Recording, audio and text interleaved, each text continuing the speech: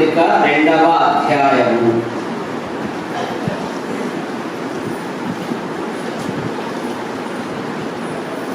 నేనే చదువుతాను. 19వ వచనం నుండి ప్రారంభం. నేను నీ క్షేమము తెలుసుకొని ధైర్యము తెచ్చుకొని నిమిత్తము తిమోతిని శీఘ్రముగా మీ యొద్దకు పంపుటకై ప్రభువైన యేసునందు నిరీక్షించుచున్నాను. నీ క్షేమం విషయమై నిజముగా చింతించువాడును అతని వంటి వాడు ఎవడును నా యొద్ద లేడు. అందరూ తమ సొంత కార్యములను చూసుకొనుచున్నారు కానీ యేసుక్రీస్తు కార్యములను చూడరు. అతని యోగ్యత మీరు ఎరుగుదురు. తండ్రికి కుమారుడు ఎలాగూ సేవ చేసెనో అలాగే అతడు నాతో కూడా సువార్త వ్యాపకము నిమిత్తము సేవ చేసెను.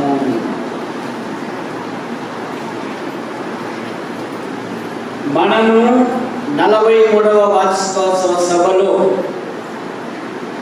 తిమోతిని గురించి కొన్ని విషయాలు ధ్యానం చేసుకుందాం. తిమోతి అనగా దేవుని ఘనపరచువాడు అని అంటున్నాడు. బైబిల్లో అక్కడక్కడ మంచి పేర్లు పెట్టారు. నోవాహును గురించి ఏమంటున్నారంటే, ఇతడు మన చేతుల కష్టము విషయములో మనకు నెమ్మది కలగజేయుననుకొని ఇతనికి నోవాహు అని పేరు పెట్టారు. శారా సిస్టర్ ఏమో వినువారంగా నా విషయమై నవ్వెదరు అని వాగ్దాన కుమారుడికి ఇస్సాకు అనే నామధేయం. తిమోతి యొక్క తల్లిదండ్రులు నైనా నీ ఆధ్యాత్మిక జీవితంలో నువ్వు ఎక్కడున్నా దేవుణ్ణి ఘనపరచాలి, దేవుణ్ణి మహిమపరచాలి అనే ఉద్దేశంతో పేర్లు పెట్టారు. ఆ మధ్య నెల్లూరు జిల్లాకి వెళ్ళాను. చెట్టుకు చీర కట్టారు. ఎందుకులా చీర కట్టారు అన్న సత్యమ తల్లి సార్ అంటున్నాడు. ఏమంటున్నాడు? యాప చెట్టు ఏమో సత్యమ తెల్లంట. నీ పేరేం పేరు రా అన్న. పెద్దయ్య సార్ అంటున్నాడు. ఎందుకులా నీకు ఆ పేరు పెట్టారన్న. మా ఇంట్లో వాళ్ళు పుట్టిన చెట్టుకొని వచ్చిపోతున్నారు అయ్యారు. ఇక నేను కూడా బతుకను అని నన్ను పెంటపోగుల్లో పడేశారు. ఆ రాత్రంతా వాసన పీల్చుకుని బతికినందుకు పెంటయ్య అని పేరు పెట్టారు. కానీ ఇక్కడైతే కనుక తిమోతిని గురించి ఒక శ్రేష్టమైన నామం, నైనా నువ్వు దేవుని ఘనపరచాలి. తిమోతి అనగా దేవుని ఘనపరచువాడు అని అర్థము. మన ఆధ్యాత్మిక జీవితంలో దేవుని ఘనపరచాలి. మొదటి సమూయేలు గ్రంథం 2వ అధ్యాయం 30వ వచనములో నన్ను ఘనపరచు వారిని నేను ఘనపరచెదను. 91వ కీర్తనలో అతను నన్ను ప్రేమించుచున్నాడు కనుక అతన్ని విడిపించి నేను అతన్ని ఘనపరచెదను అనే మాట మనం చూస్తాం. తిమోతి అనగా దేవుణ్ణి ఘనపరచువాడు. తిమోతిలో ఉన్న 7 లక్షణాలు గురించి మనం ధ్యానం చేసుకుందాం. మొదటి మాట, తిమోతి బాల్యము నుండి దేవుని లేఖనములను ఎరిగినవాడు. చదవండి 2వ తిమోతి పత్రిక. యవన సహోదరులు ఇక్కడ చక్కగా 2 తివాచి పరిచారు. ముందుకు వచ్చి కూర్చోవాలి. ఇప్పుడు పెన్ను తెచ్చుకున్న వారు లేరు, నోట్స్ తెచ్చుకున్న వారు లేరు. అంత పోట్ల మీదనే ఉండిపోయినారు. కానీ బెరియా సంఘస్థులైతే గనక పౌలును శీలయు చెప్పిన సంగతులు అలా ఉన్నవో లేవో అని వారు ప్రతి దినము లేఖనములను పరిశోధించువారు. కనుక తిమోతి బాల్యము నుండి లేఖనములను ఎరిగిన వాడు. చూడండి, 2వ తిమోతి పత్రిక 3వ అధ్యాయము 17వ వచనం, 14-15. క్రీస్తు యేసునందు ఉంచవలసిన విశ్వాసము ద్వారా రక్షణార్థమైన జ్ఞానము నీకు కలిగించుటకు శక్తిగల పరిశుద్ధ లేఖనములను బాల్యము నుండి నీ వెలుగుదువు. ఒక దైవజనుడు సాక్ష్యమిస్తున్నాడు, తిమోతి బాల్యము నుండి నీవు దేవుని లేఖనములను ఎరిగిన వాడు. మన పిల్లలకి ఏం నేర్పుతున్నాం మనం? మన పిల్లలకి ఎలా ఉంటున్నాం మనం? మన పిల్లలకి ఏమైనా కొంచెం దైవ భయం నేర్పుతున్నామా? అంకుల్, మా అమ్మ మా నాయనే ప్రార్థన చేయరు అంకుల్, నేనే చేసేది అంకుల్ అంటున్నారు. ఇప్పుడున్న పిల్లగాయలు చాలా గడుగ్గాయలు, వాళ్ళే ప్రార్థన చేయరు, ఇక మేమేది అంటున్నారు. జాగ్రత్త. కానీ తిమోతి బాల్యము నుండి దేవుని లేఖనములను ఎరిగినవాడు. మన పిల్లలకు బాల్యము నుండి దేవుని లేఖనాలను నేర్పించాలి. యూదునికి ద్వితోపదేశ కాలంలో దేవుడు ఏమన్నాడంటే, నువ్వు ఇంత కూర్చున్నప్పుడు, లేచినప్పుడు, నడిచినప్పుడు నీ పిల్లలకు నేర్పవలను అనే మాట మనం చూస్తాం. బాలుడకు సమూయేలు, పాలు విడిచిన సమూయేలు దేవుని సన్నిధికి వస్తానే వచ్చిన మొదటి పని ఏంది? అయ్యా వాడల రాజు చెప్పు. బాలుడకు సమూయేలు దేవుని సన్నిధికి వస్తానే చేసిన పని ఏమి? వాడు అక్కడనే యెహోవాకు మొరొక్కెను. ఎవరు నేర్పారు ఈ మాట? ఎవరు నేర్పారండి? తల్లిదండ్రులు. నైనా నన్ను అందరూ అవమానంగా అనేవాళ్ళు, నైనా నేను దేవుడితో నిబంధన చేసుకున్నాను, దేవుడు నా ప్రార్థన విన్నాడు, నువ్వు ప్రార్థన ద్వారా అడగబడిన కుమారుడవు, రేపు మందిరానికి వెళుతున్నాము, అక్కడ దేవుడు ఉంటాడు నాయన, ఆయనను ఘనపరచాలా, ఆయనను మహిమపరచాలా, ఆయనను స్తుతించాలి. వాడు మందిరంలోనికి రాగానే వాడు యెహోవాకు మొరొక్కెను. తిమోతి బాల్యము నుండి దేవుని లేఖనములను ఎరిగినవాడు. ఆదికాండం 6వ అధ్యాయంలో రక్షకుడు దేవుడు అంటున్నాడు, నరులు బాల్యము నుండి, వారి ఆలోచన చెడ్డది అంటున్నాడండి. కానీ తిమోతి యొక్క కుటుంబీకులు బాల్యము నుండి తన కుమారుని దేవుని పనులకు సిద్ధపరుస్తూ ఉన్నారు. మన పిల్లలను సిద్ధపరుస్తున్నామా? నేను తర్వాత స్థానం నీదేరా అంటున్నామా? జాగ్రత్త. మన పిల్లలకు నేర్పించాలి దేవుని వాక్యం. 119 కీర్తన 11వ వచనంలో భక్తుడు అన్నాడు కదా, నీ ఎదుట పాపము చేయకుండానట్లు నా హృదయంలో నీ వాక్యమును ఉంచుకొని ఉన్నాను. దేవుని వాక్యము నీ పిల్లలకి ఎప్పుడైతే నేర్పుతావో, ఈ ప్రశ్న లోకములో దేవునికి ఉపయోగపడే ఒక బలమైన వ్యక్తులుగా తయారవుతారు. న్యాయాధిపతుల గ్రంథం 2వ అధ్యాయం 10వ వచనంలో అక్కడ ఒక కఠినమైన మాట ఉంది.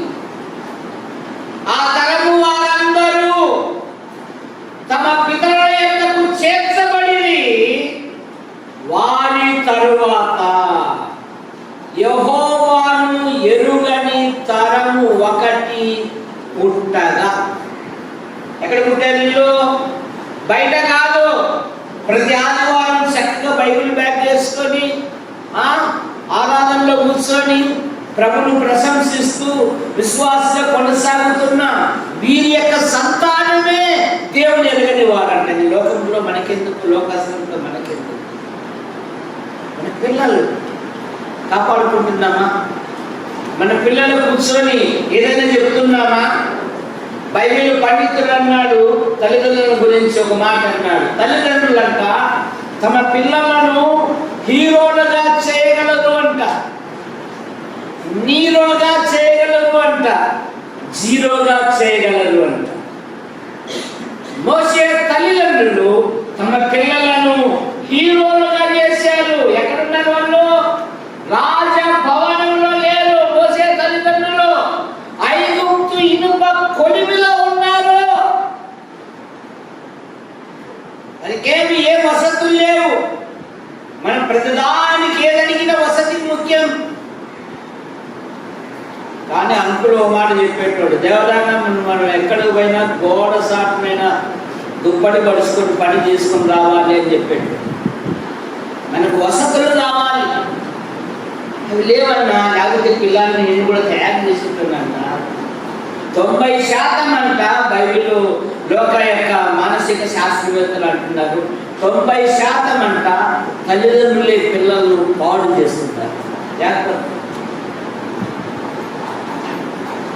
యోబు తూర్పు దేశంలో అత్యంత ధనవంతుడు, దేవుని యందు భయభక్తులు కలిగిన వాడు, చెడుతను విసర్జించిన వాడు, నీతిమంతుడు, న్యాయవంతుడు, యథార్థవంతుడు. తూర్పు దిక్కు చెడులో అతనే గొప్పవాడై ఉన్నాడు. కానీ ఆస్తిని బట్టి సంతోషించలేదు. ఎక్కడ షేర్లు కొందామా, ఎక్కడ పొలాలు కొందామా, ఈ ఆలోచన లేదు యోబుకు. పెద్ద కుటుంబం కదా, 7 కుమారులు 3 కుమార్తెలు.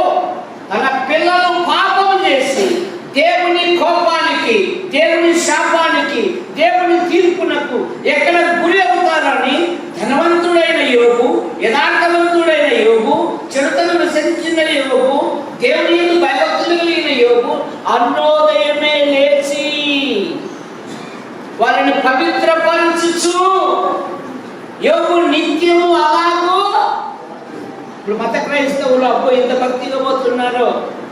మా ఊర్లో ఉదయాన్నే 5కి పోతున్నారు మందిరానికి. ఎందుకు అంటే టీ ఇస్తారు అంకులు అంటున్నారు. 2 దినాలు కదా, టీ ఇస్తారు అంకులు అంటారు.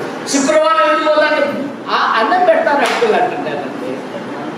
ప్రభును వాళ్ళు పండుగలకు మాత్రమే వాడుకుంటారు కానీ వారి హృదయంలో ప్రభు లేదు. జాగ్రత్త. ఆధ్యాత్మిక జీవితంలో యోబు తన పిల్లల కొరకు అరుణోదయమే లేచాడు. సియోను కుమారి ప్రాకారమా, నీవు లేచి రేయి మొదటి సాగునా, నీ పసిపిల్లల ప్రాణము కొరకు నీ చేతులు ఆయన తట్టు. మహారాష్ట్రలో ఒకడు తమ్ముడు ఫోన్ చేసుకున్నాడు. జీబీ అయిపోయేసాడంట, డేటా అయిపోయేసాడంట. ఏమైపోయేసాడంట? అన్న అక్కసు తట్టుకోలేకుండా కత్తితో పొడిచి చంపాడు. జాగ్రత్త. తిమోతి బాల్యము నుండి లేఖనములను అనుసరించిన వాడు. రెండవది, తిమోతి రక్షింపబడిన వాడు. చూడండి, తిమోతి పత్రిక, మొదటి తిమోతి పత్రిక 1వ అధ్యాయం. ఈ మొబైల్ ఫోన్ వచ్చినాక పఠనాశక్తి తగ్గిపోయింది సహోదరులకు కూడా.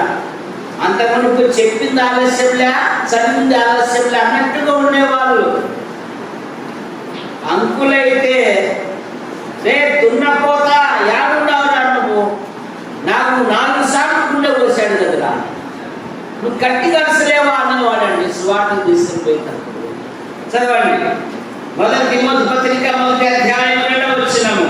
విశ్వాసమును బట్టి నా నిజమైన కుమారులకు తిమోతికి శుభమని చెప్పి రాయున్నది. విశ్వాసమును బట్టి రక్షింపబడిన తిమోతి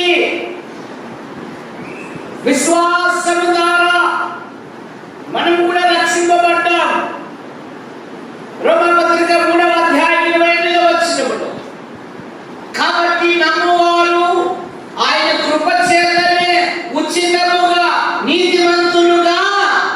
తీర్చడం, విశ్వాసం ద్వారా రక్షింపబడ, మానవుల పాపముల కొరకు, దోషముల కొరకు, అపరాధముల కొరకు, సర్వలోక పాప పరిహారము కొరకు యేసు ప్రభువారు ఆయన శిలువలో బలియాగమై తన రక్తాన్ని చిందించారు. ఆయన రక్తం వలన యేసు నీ పాపముల కొరకు చనిపోయి లేచాడని నువ్వు నోటితో ఒప్పుకొని హృదయముతో విశ్వసించిన ఎడల నువ్వు రక్షింపబడదు. రక్షింపబడిన తిమోతి. మూడవ మాట, మంచి పేరు పొందిన తిమోతి. అపోస్తలుల కార్యాలు 16వ అధ్యాయము మొదటి వచనం. నాకు ఎందుకంటే అడగంటే కనుక వెళ్ళిపోతాం. పౌలు దెర్బేకును లుస్త్రాకును వచ్చెను. అక్కడ తిమోతి అని ఒక శిష్యుడు ఉండెను. అతడు విశ్వసించిన ఒక యూదురాలి కుమారుడు. అతని తండ్రి గ్రీసు దేశస్థుడు. అతడు లుస్త్రాలోను ఈకొనియలోను సహోదరుల వలన మంచి పేరు. అంతకుమునుపు పౌలు గారు అంటున్నారు, పౌలుతో వెంబడించిన వారందరిని గురించి రాస్తూ తిమోతిని గురించి ఏమంటున్నాడంటే, అతని వంటి వాడు ఎవడును నా యొద్ద. సౌలుని గురించి సమూయేలు అన్నాడు, అతని వంటి వాడు ఎవడును లేడు అన్నాడు. యెషయా రాజుని గురించి అతని వంటి వాడు ఎవడును లేడు అన్నాడు. యోబుని గురించి అతని వంటి వాడు ఎవడును లేడు. కానీ ఈ రోజు అయితే తిమోతిని గురించి అంటున్నాడు, అతని వంటి వాడెవడు ఎవడు లేడు. మంచి పేరు పొందినవా ఎవరి వలన? సహోదరుల వలన, 3 సంఘాల వలన. బైబిల్లో అక్కడక్కడ మనం చూస్తే కనుక అపోస్తలుల కార్యాలు 22:12 ఒక ఆయన ఉన్నాడు. ఆయన ధర్మశాస్త్రము వలన మంచి పేరు పొందినవా. కొన్నేళ్ళ గురించి చదువుతాము, ఆయన దాన కార్యము వలన మంచి పేరు పొందినవాడు. మంచి పేరు ఎప్పుడు వస్తుంది నీకు? మంచి కార్యాలు చేస్తే కాదు, యేసుక్రీస్తుని అంగీకరిస్తే. సామెతల గ్రంథం 3వ అధ్యాయము 3-4 వచనాలు. 3వ అధ్యాయము 3-4 వచనాలు. సామెతల గ్రంథం 3వ అధ్యాయము 3వ వచనం ప్రారంభం. దయను సత్యమును ఎన్నడూ నిన్ను విడిచిపోనీయకుము, వాటిని కంఠభూషణముగా ధరించుకొనుము, నీ హృదయం అనే పలక మీద వాటిని రాసుకొనుము. అప్పుడు దేవుని దృష్టికి మనుషుల దృష్టి యందును నీవు దయనుంది మంచివాడవు అనిపించుకొందువు. జనాలలో మంచి వాళ్ళు కావడానికి ఎన్ని జిమ్మకులు చేస్తున్నారు. ప్రజలందరూ గొప్పవాడు అనిపించుకోవడానికి, అలాగైతే నష్టపోతారు. కానీ తిమోతి మంచి పేరు కలిగిన వాడు. అంత మాత్రమే కాదు, పౌలును వెంబడించిన వాడు. చూడండి 2వ తిమోతి పత్రిక 3వ అధ్యాయము 2వ తిమోతి పత్రిక 3వ అధ్యాయము 10-11 వచనాలు. 10-11 వచనాలు. 3వ అధ్యాయము 10-11. నా బోధను, నా ప్రవర్తనను, నా ఉద్దేశమును, నా విశ్వాసమును, నా దీర్ఘశాంతమును, నా ప్రేమను, నా ఓర్పును అంతియోకలోను, ఈకొనియలోను, లుస్త్రాను పట్టణములలో నాకు కలిగినట్టి హింసలను, ఉపద్రవములను తెలుసుకొనిన వాడవై నన్ను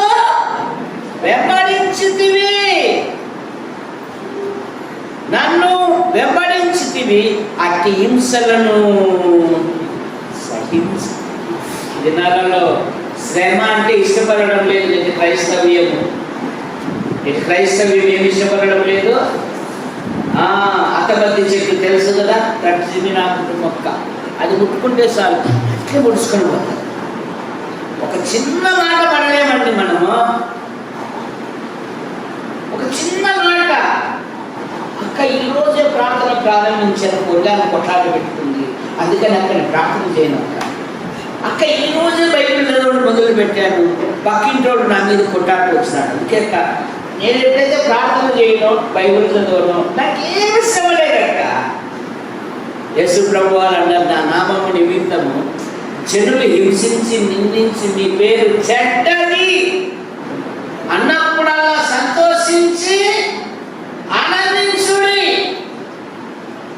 సకల విద్యను అభ్యసించిన మోషే ఏం కోరుకున్నాడు?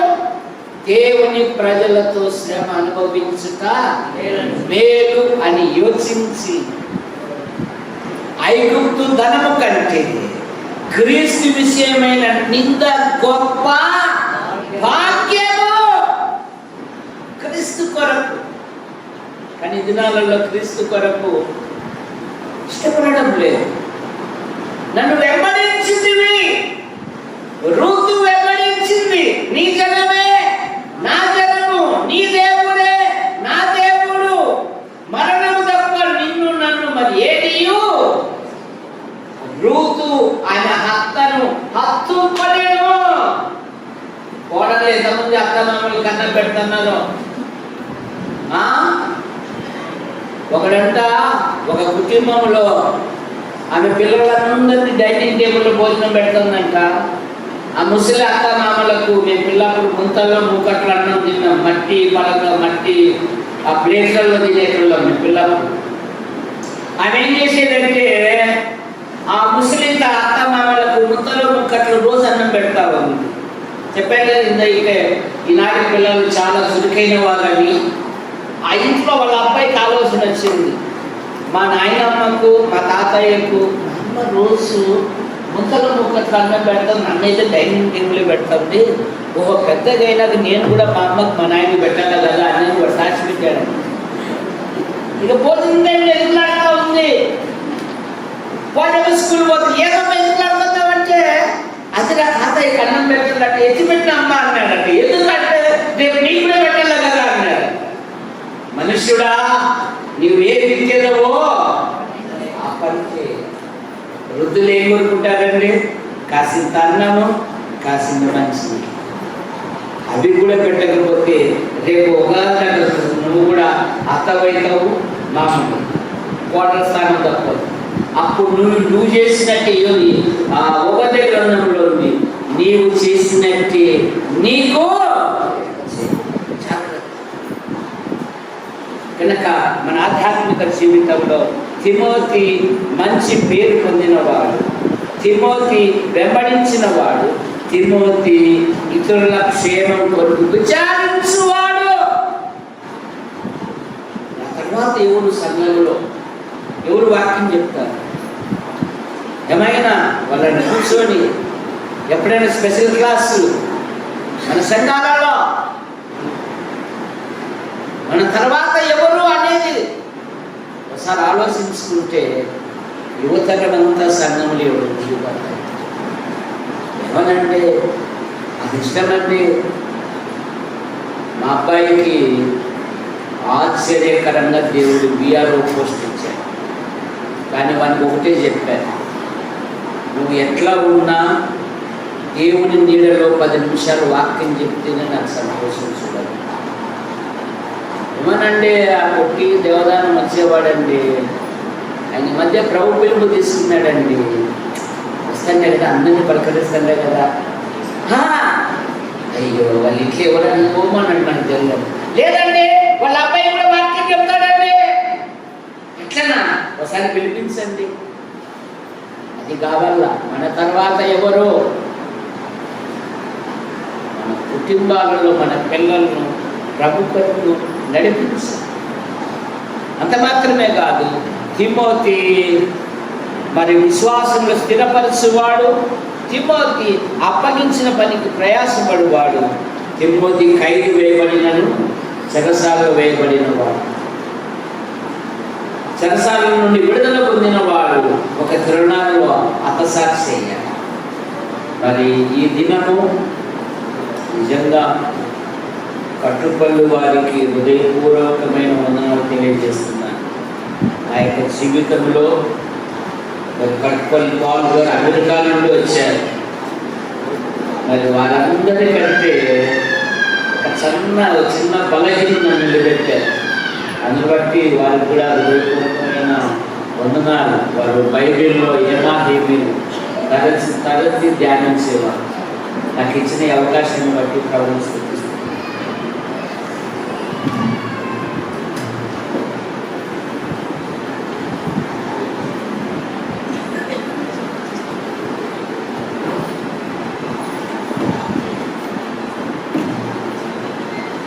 సహోదరులారా, ఇంతవరకు వాక్యం అందించిన పెద్దలు అందరికీ మరియు గారికి ప్రత్యేకంగా వందనాలు తెలియజేసుకుంటున్నాం.